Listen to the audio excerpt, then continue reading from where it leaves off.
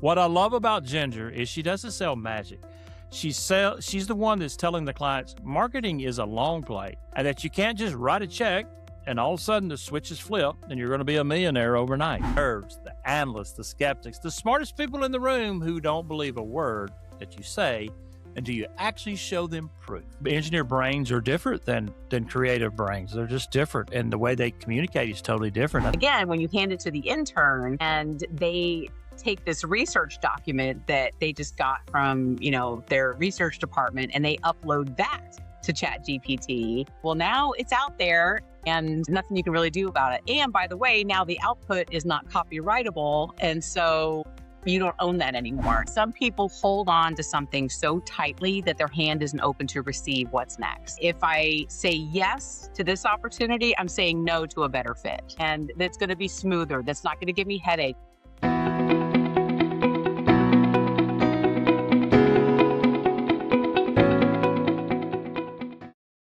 Welcome to Process Over Pressure. I'm your host, Chad Paris. Today, my guest has spent more than 26 years doing something most marketeers run away from. She goes after the nerds, the analysts, the skeptics, the smartest people in the room who don't believe a word that you say until you actually show them proof. That's her clientele, and she absolutely loves it. Ginger Galloway is the founder and president of Pinstripe Marketing out of St. Petersburg, Florida, and the founder of the Tandem Factory. Her fractional CMO practice, she left corporate America to build her own thing, and she spent the better part of 3 decades helping B2B and professional service companies, law firms, tech companies, and yep, the hard cases. Figure out who they are, who they're talking to, and how. What I love about Ginger is she doesn't sell magic. She's the one that's telling the clients marketing is a long play, that it's more than art than science, and that you can't just write a check and all of a sudden the switches flip and you're going to be a millionaire overnight. That's a process over pressure conversation if I've ever heard one. Ginger, welcome to the show. Hi, Chad. Good to see you. Glad to have you. I was really looking forward to getting a chance to have you on the show, and it's always fun to get the chance to talk to people who's been in corporate America, as have I, and getting a chance to get out of corporate America as fast as we can. The lessons learned are incomparable, though. Yeah, absolutely. So let's start here. Look, you left corporate America, you walked away from it and said, you know what, I'm doing something else, and you built Pinstripe, and it's been several years ago that you did that. What was that moment like? Take me back. What was it like? Honestly, it was the culmination of kind of almost a lifelong dream. I decided that I was going to have an ad agency when I was in the 7th grade. Oh, And wow. so, speaking of nerds, but I was on a mission from that point. So the classes that I took, the organizations that I joined, everything was kind of the building blocks to be able to get to that moment. And I had spent time at the largest newspaper in Florida selling ads. I went to in-house at one of the largest law firms in the world to do marketing. And then I got recruited to a Fortune 100 company to build an in-house marketing department or ad agency within a marketing department. So it really was the perfect time to be able to take all of that experience and say, okay, now is the time to go do it. And originally Pinstripe was going to be focused on just the legal market because when I was in-house at the law firm, I realized that there were no agencies that understood how to work with organizations like ours. But then once I was out on my own, I was like, ew, all day, every client, maybe I should diversify a little bit. Yeah. And switched it up to B2B and other professional services organizations because they're organized very similarly and they operate the same way. And very rarely are they early adopters. Yeah. That's so true. And so I have to ask you this question before we go further. I'm sorry. I'm kind of I get off into a tangent. Pinstripe. Are you a Yankees fan? Oh, I get that question all the time. No, I'm a Rays fan. Okay. Just want to make sure because I know that the Yankees' second home is down there. So, Yes. Well, there's a bowl game, a college football bowl game that's played in Yankee Stadium called the Pinstripe Bowl. And so I've had a lot of people be like, oh, is it did you sponsor that? It's like, why, yes. Absolutely, I did. Absolutely, I did. The pinstripe is really about the pinstripe suit. It's that professional Yeah, services kind of a look. Yeah. I'm all that's about good. a theme. That's cool. That's really cool.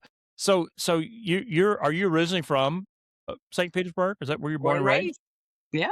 Nice. So I'm sure I don't know if you've lived ever anywhere else other than Tampa, that Well, area, but in Tallahassee, I went to Florida State. I interned at Disney in Orlando for a summer and came right back home. Like this is home for me. okay. Well, it's a beautiful place to call home, that's It for is. sure. It is. So when you were in that corporate America, I think I've been there as well, so I get it. When you got that opportunity to get out, now you're kinda on your own and you're kinda your own company. Do you ever look back on some of that corporate America and realize, "Man, if I knew what I knew now, we would do things totally different." Yeah, for sure. Yeah. Yeah, I think, it's funny in corporate organizations, especially when you start fresh out of school and you're very young, in those organizations, people see you at the place that you came in. And in some cases, you can kind of make your way through the ladder a little bit. But I'm such a loyal person and I really get comfortable and I've loved every job I've had that I didn't move around probably as much as I should have. And I didn't build my confidence as quickly as I could have. Yeah. And so that those are some things that I would have changed. But I think, I'm also ADHD. And so, collecting all that information and kind of storing it in there for later worked in my favor. And so, in-house in those organizations, I was able to learn from, the finance department and, the HR department for organizational leadership. And so I was able to kind of glean all these things from some of the best people in those positions to kind of instill that and implement that in my own company. And so when I first left, it's like I went really overboard. Like I was, creating reports from me to me from my Yeah. spare bedroom. Yeah. And so it got a little ridiculous. But yeah, I think, I'm very purposeful in the way that I approach things. And so, for good or for bad, that's kind of how it turned out for me. So would you consider yourself a lifelong learner? For sure. And Yeah. that's, anytime I get asked, I work a lot with students, in marketing programs and things at universities and colleges. And, they always ask, what's one piece of advice? And it's always, always, always to remain a student. Yeah. I think that's actually really great advice, and I think even if you're in corporate America today and you're a business owner, very often I think it happens, and I don't think they realize it happened. I don't think they're trying to do that, but I think when you become, you know, when you start out and you start going up in levels, like become a director, a manager, a vice president, a senior vice president, a C-suite. Oftentimes, you get in this mindset where you've been doing it for a really long time, and there's a tendency, and this is not for everybody, but there's a tendency where you stop thinking you have to learn, or maybe or maybe you're it just happens, and Mhm. you naturally become more of I'm going to tell people how to do things, and you're not necessarily learning. And I Yeah. think that's a scary place to be in. Well, and I think that we've all worked for those managers, right? Sure. That, you keep learning and you're finding new ways to do things. They're not interested anymore because, the roots have already grown out in their seat. And Yeah. so you end up, fighting against that progress and initiatives and things to be able to make things better based on the things that you're learning. But you're kind of hitting a brick wall. And so that's also, I think, why a lot of people get frustrated in corporate America and end up pursuing entrepreneurial things. Yeah, I would agree. I think it comes especially when you start talking about the marketing side, or even what I do in the process building and the AI automation and any of that thing. It's Right. it's it's it's a place that is not talked about, or maybe not I say not talked about, but they look at other things and they think that they kind of start putting stuff in a box. Like they think marketing is in its own box. And and Yes. and really it's not. I mean, when you think about marketing is like encompasses the entire structure of the organization, or it Everybody's should. responsibility. Yes. And it should. But I often find companies, and even when I was in corporate America, where everything is, and maybe you don't experience this, and if you do, I'd love to talk about it. is things get segmented and they get into their own little box in their own Yeah, little world. So oftentimes you have the marketing department, they're kind of over here. exactly. HR doesn't talk to marketing because they're the fun people and we're the nerds. Like you get a lot of that. And I think it's such a disservice to the co-organization I because agree. you're really missing what makes you who you are and you also see growth stop. For sure. And one thing that I found in some organizations and even with a lot of my clients is that, marketing sits over here and even sales, where those things should Oh, be as close together as possible, but they fight each other constantly. I And do. there's this, well, you wouldn't have any leads if it wasn't for us. And it's like, well, we wouldn't even have a company if it wasn't for us. And so it's Yeah. just this us versus them that creates, and you're right, it can happen across a lot of different divisions within an organization. And so between, we try to kind of find ways to be able to bring everybody together and give every employee in a company the tools to be able to help market in some way or another. Yeah. It's so funny. I've heard this a lot. And even today as doing consulting work and working with companies, I hear it a lot of times. And this is probably, you're probably going to, I cringe every time I hear it. And you probably have heard it. So you're probably going to too. Is like, I got tired. I talk to owners or the founders and I'm like, I got tired of the marketing and sales team fighting all the time. So the director of sales is now over marketing. Yes. That's common. Believe it or not, it's common. It's way too common. Yes. And I'm like, oh, you did really? That, I'm that's working for you. that's great. How's that going? Yeah. And it's like, well, and you hear this, and this is unfortunate. You hear, hey, we've got two young. I'm not against young people. That's not what I'm saying. But we got two good people. They're really young, but they're really good on social media, and they know how to do all that, and Yep. so they run our marketing department. Yep. And Yeah. I got lucky in that position, way back in the day when I started at the paper. There were these new things called websites that everyone and I walk in fresh out of school with my newly minted degree, and they're like, "Oh, you're young. Help tell us us do about that." it. And that hasn't changed. And then it was social media, and now it's AI. And I think that, we look to young people because they're the learners typically. They're the ones that are sort of closest to that bleeding edge of technology or whatever it is that's new. And so we kind of lean on them a little bit to get it done. But I'm sure in your work, and I know in mine, a lot of things, particularly with social media and AI, is our job now is to put in the guardrails so they don't just hand over the keys and let them run with it and sort of put every you know company secret and secret sauce into chat gpt or what that is. And we've had a lot of horror stories to kind of go along with that, lessons learned along the way. So true.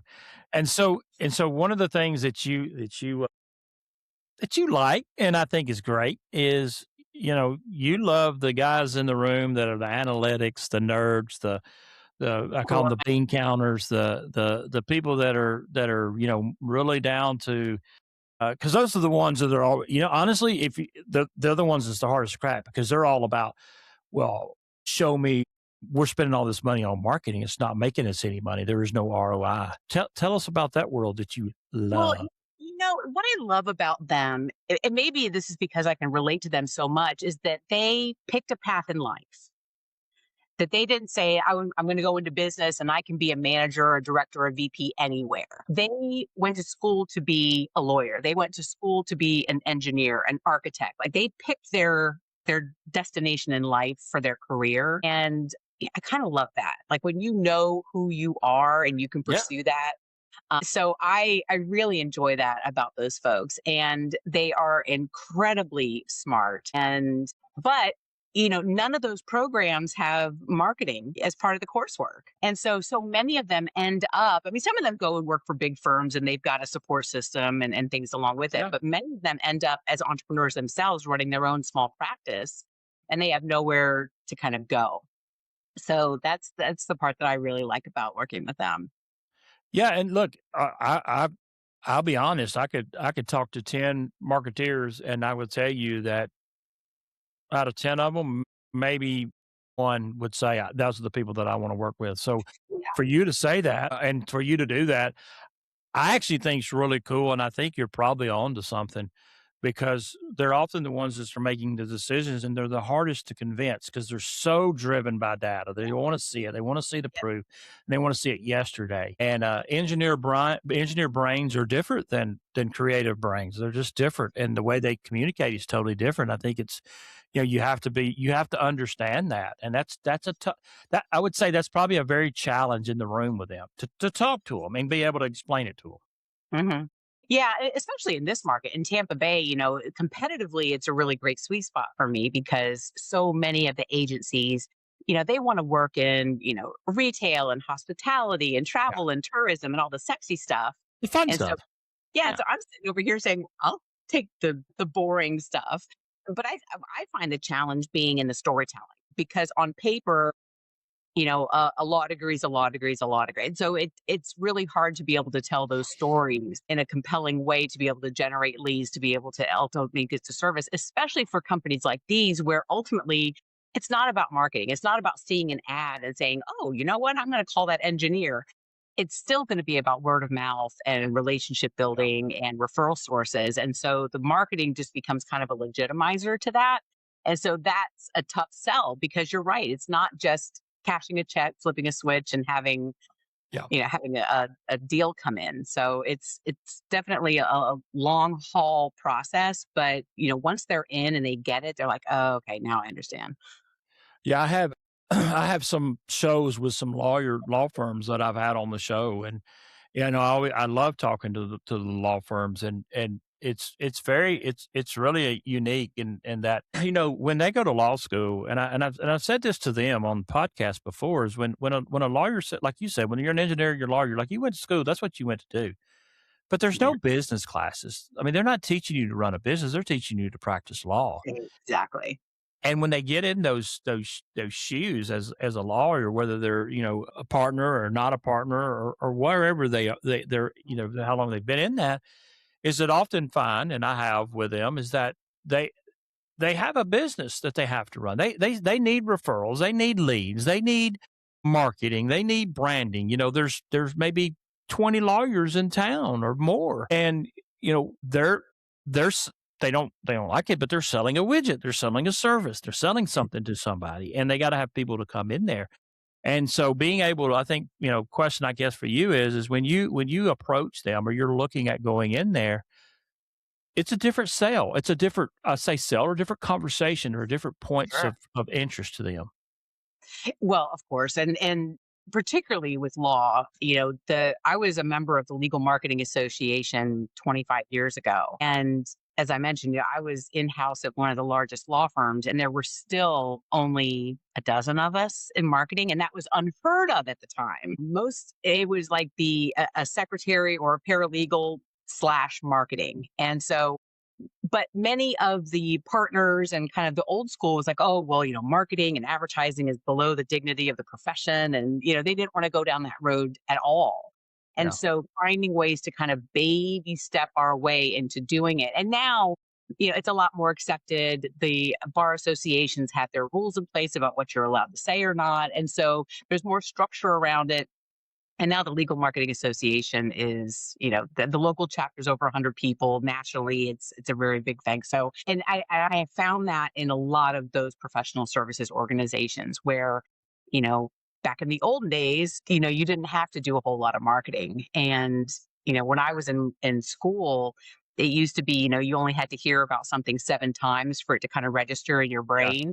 And now I just read something where that number is like 21 now because of Uh, the constant influx of information that yeah. we're getting every day. And so, it's a battle, but getting them on board. But by the time they get to me, I think they're already kind of in tune to the idea of it, that I don't have to convince them why they have to Yeah. do it anymore. What's one of the biggest challenges that you face when you go into, and maybe something that's a challenge that's a common theme that you see, and specifically like talking about law firms, like when you go in there, I know they're all different, and I'm not asking for trade secrets or anything like that, but like what are some of the things that you notice kind of that's a pattern? The biggest pattern is just sort of that tendency to want to follow versus lead. That Yeah. they're not going to take any chances. They're going to look around and see what everybody else is doing first before they say, "Okay, yeah, we'll do that." And so and that's risky, to be an early adopter and to run out there and try something first. And so we try to find ways where we, again, can just kind of baby step them and build some foundational blocks and then, kind of lead them down a certain path. But, there's some people that you're never going to convince otherwise. And so we stick with kind of the simple, let's put together a decent website. Let's make it actually searchable. Let's get some information out there.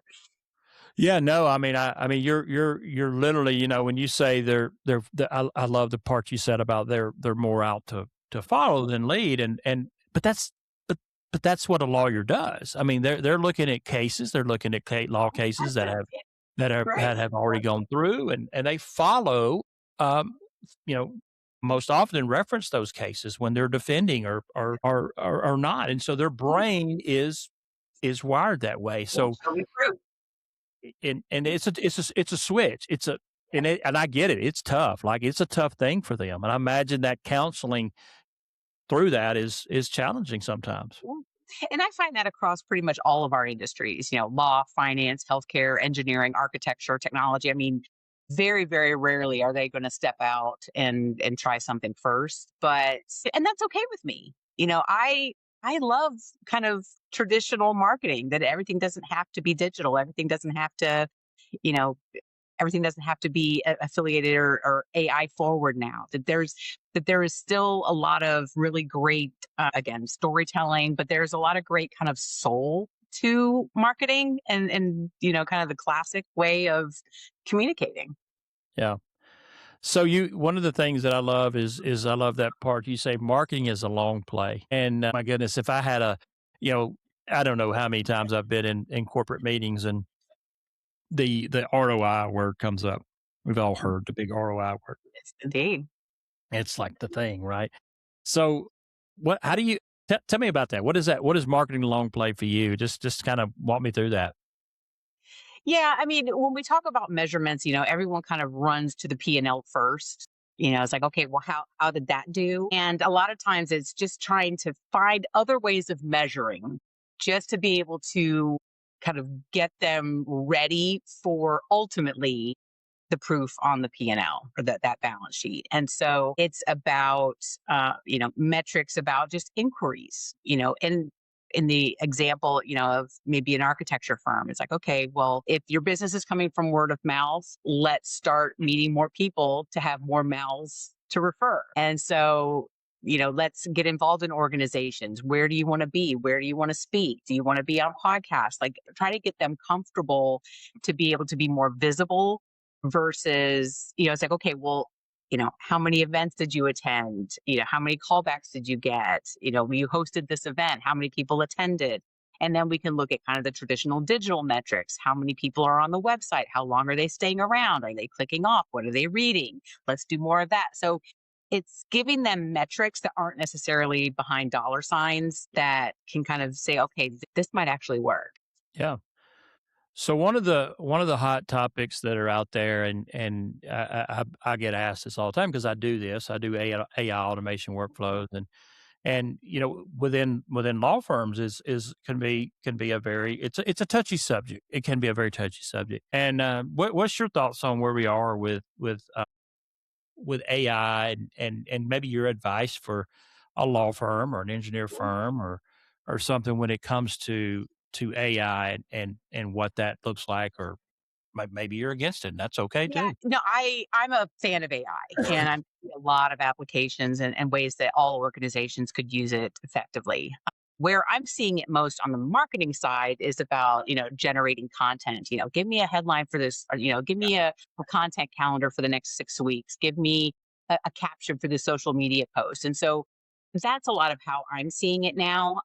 And on the surface, that can seem, pretty innocuous. But again, when you hand it to the intern and they take this research document that they just got from, their research department and they upload that to Chat GPT to be able to glean some good data points out of for the next blog article, it's like, well, now it's out there and nothing you can really do about it. And by the way, now the output is not copyrightable. And so you don't own that anymore. And so Yeah. there's a lot of, like I mentioned, the kind of the guardrails that we put in place where I for organizations that are committed to it and are really curious about it, I always try to bring in whomever their tech support is, whether they have in-house or if they have like an MSP that they rely on, to be able to put some guardrails in place about, having just in-house where nothing is really shared with the web and the learning model and those kinds of things, but how they can use it appropriately, what information can go in, can go out. But I see a lot of things in automations. So it's less about content and kind of that surface level work. It's Yeah. really more about streamlining the business and being able to get things done. Yeah, I think that's, for me, I think that's where I usually typically always try to start with people on that is because, you you got to look at AI as a tool. It's just Mhm. what it is. It's just a tool. It's just like going out to if you're a mechanic and you go out to the tool shelf and you pick up a wrench. It's the same thing. It's what it is, right? It's a way to make you more efficient, right? You're going to use this tool, this wrench, to turn that bolt way better than you taking your fingers to try to do it. You may be there for several days trying to do that, Mhm. right? It's a Mhm. tool. Same way in a concept inside of a business, and that is using it as a tool to help kind of resource gathering, flows, making things easier, processing. I use this analogy a lot of times when you think about with the world we live in today with AI. It's like taking a room full of kids and open a bag of Skittles and you throw it on the floor. Well, what are they going to do? They're just going to start gobbling up everything on the floor. They're just Yeah, going to yeah. grab this, grab this, grab this. Or you can be the one kid that sits back and just takes the whole bag. And you got to know what it is that you want to do with it. And we got to be very careful because a lot of times you get a lot of younger people that just start, oh, you need this stack, you need this, you need that, because there's a lot of it coming at them. Mhm. And you really need to goes back to what are we doing and how we're doing it, and then what flows in that, what AI automation works in that to help us be more efficient. If that's case analysis, well, there's some AI tools that are out there really good to take case analysis, and where maybe a paralegal did a lot of that work before, having to go to, pulling books and doing this and research for Right. hours and hours. You can do that in a matter of a few clicks today, and that's what I mean. And I guess that's what I'm going to. That's That's powerful. workflow automation within your company. Are you getting questions about that? About the Oh yeah, GEO, how to do that? yeah. Yeah, we used to do a search on everybody search now, on Google, like, who's the best lawyer in town, Right. and we're seeing more and more people, and you're probably just kind of what you're talking about. Is don't people are going to the Claude or ChatGPT, who's the Yeah. best lawyer in town, and so I'm hearing a lot of law firms asking that questions, and a lot of companies like that's the way people are searching now. Yeah. Yeah, and I'm curious. I've read some things about it, about how a lot of the methods and sort of the logistics about that are the same as SEO because it's still using the web as kind of the source Yeah. information for that. But I'm curious about any kind of tips or tricks you may have come across for that. Yeah, I think the biggest thing is you got to remember where the source is, where it's pulling from. It's you said it best. It's not a separate little, use Claude or whatever. It's not like its own separate little thing over here that's just gathering information. It's pulling everything off the web anyway, right? I mean, it's where it's going. It's going the web and research document, anything that has been published or put out, like physically out beyond what I call a structure. Like Mhm. if this building is a structure, what stays in there is doesn't have access. But as soon as it goes into that's put out. I think that's what you were talking about earlier. Now Mhm. it's out in the universe for it to be captured or grabbed or whatever, right? So you have to understand like where it's pulling from. So you know that's we very much get into these keywords, these fancy new words that are out there, and we think, oh, that's what I got to do. Yeah. Again, it's the shiny object theory. The new Yeah. shiny object, you run over there and do that, and then in reality is it's pulling just straight from the website that's already there. So if you've done a really good job branding and you got a great marketer like you, and you do all those things first, Oh, you're going to be out there. But it's a new tactic, right? That's the new again. We live in a world of new shiny objects, yeah. And that's the latest. Yeah. and that's the latest, right? Yeah. So one of the things I wanted, you said this in when we talked before, and I love it. I believe it to my core. Is you don't charge for discovery. You really are about like I want to know what your problems are before I can help you. Why do you do that? I have my theories why I do it, but I'd love to hear from you. I mean, my initial response to that is because I would do this for free if I could. Because I love it so much. I really do love hearing about, people's origin stories and how they got started and, Yeah. why they chose that and what issues they're having and how they've tried to solve them up to this point and just being able to kind of connect the dots. And I want to know that I'm going to be the right fit and that I have at least a good shot of helping them meet their goals. And there's a lot of times, well, I don't say a lot of times, but there are times when it's like, I don't think we're the right fit for you. But here's two or three people that I would recommend that you contact because I think they may be a better solution for you. And that saves both of us a whole lot of stress down the road. Then that kind of fake it till you make it kind of philosophy of just saying, all right, it's a paycheck, let's wing it. And I love that, and that's exactly the philosophy that I have because I'm not out here. Look, I have to make a living. You have to make a living, but there is so many people that are just trying to get people to pay them to do something, and they never get a solution. Yeah. Coming from corporate America and sitting on that side of it, Yeah. I have engaged with companies that that we're trying to hire to bring on to help with a certain project or whatever it may Mhm. be. And oftentimes you get a scope of work or whatever, and you find yourself like nothing ever gets completed. Yeah. It's just ongoing, and it ends up being month after month after month. And now you're a year down the road, and you're like, "What are we doing here?" And when I started my company, I vowed that I was going to be totally different in that. And I'm Mhm. like, I love discovery. I think discovery is the funnest part about what probably you and I Completely. do.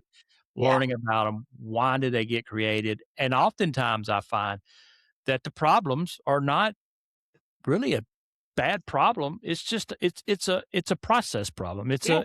it's the way we've always done it, and this is what we are, and this is who we are. And there's a lot of people who have feelings about the way we've always done it, and you just have to kind of walk them through that. And when you do, you find that you may be a solution. And I love what you said. If I'm not the right fit, I'm not going to sell them something. I'm not the right fit, and that's okay, right? Yeah. Yeah. And I heard something really early in my career that I replay over and over and over in my head is that some people hold on to something so tightly that their hand isn't open to receive what's next. Oh, I love that. And I think about that all the time that if I say yes to this opportunity, I'm saying no to a better fit. And that's going to be smoother. That's not going to give me headaches. It's not going to keep me up at night. They're going to pay that bill without any stress at all. Like it just karmically, it's just a much better way to approach business. I couldn't agree more. I think one of the biggest joys I get is seeing companies be successful. And successful looks a lot of different ways.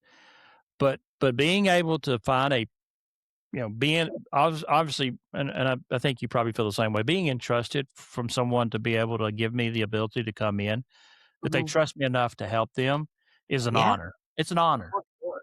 I mean, this is And this giant yeah, part of their life.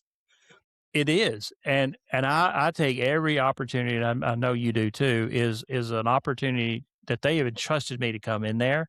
And so Mhm. I want to give them the most honest assessment that I can and make Yeah, sure they know exactly what they're getting. And I probably do more than I probably should for yeah, free, of but that's course. just the way I am. And I believe in helping people because at the end of the day, I want them to be successful because Yeah, that's how I value whether I did a good job or not, is if they're successful. yeah, for sure. I mean, it's a big responsibility, and you know, our businesses are based on word of mouth and referrals as well. And so, how do Absolutely. you create a referral network if you're not doing good work and they're seeing success? And so, it all works together. It does. Well, Ginger, this has been absolutely, we're bumping on our time, and this has been absolutely phenomenal to have this conversation with you. I think there's been a lot of great stuff. Where if people are out there and maybe they're in the Tampa area, maybe they're somewhere else, and they're like, Yeah. I want to see if Pinstripe can help me. How do they get in touch with you? Yeah. Well, they can take a look at pinstripemarketing.com. You also mentioned the fractional CMO work. That's at thetandemfactory.com. And I'm on LinkedIn. Feel free to reach out and send me a message. I always respond. And students, I'm always happy to help and point you in the right direction. Well, one thing is for sure, I can tell you that what you've heard from Ginger, and that is exactly who she is. And I know that she is somebody which is why I want to do the podcast with her, because she's genuine and she's actually really looking to help people. So, if you're out there and you're like, oh man, I don't know that we've got problems. That's okay too, because maybe you don't know. Just start a Good luck conversation. if you don't have any problems. Listen, we are both of us. We're not the be all end all to everything. We're not walking around the smartest people in the room, but we Yeah, have experienced some things, we and do, we have experienced other people's problems. And more than not, we find that there are some commonalities and problems across companies. And I hate usually. to use the word problems because it sounds so negative, Yeah. but there's solutions out there that can help, and that's what I think both of us want to do. And I know Ginger's very passionate about that, and that's what I really like about her, is that she's being honest and telling exactly who she is. And if you're out there and you're looking for somebody, I would highly recommend giving her a call. Thanks, Chad. Well, Ginger, it's been a pleasure, and as always, process over pressure. Process over pressure. That's it.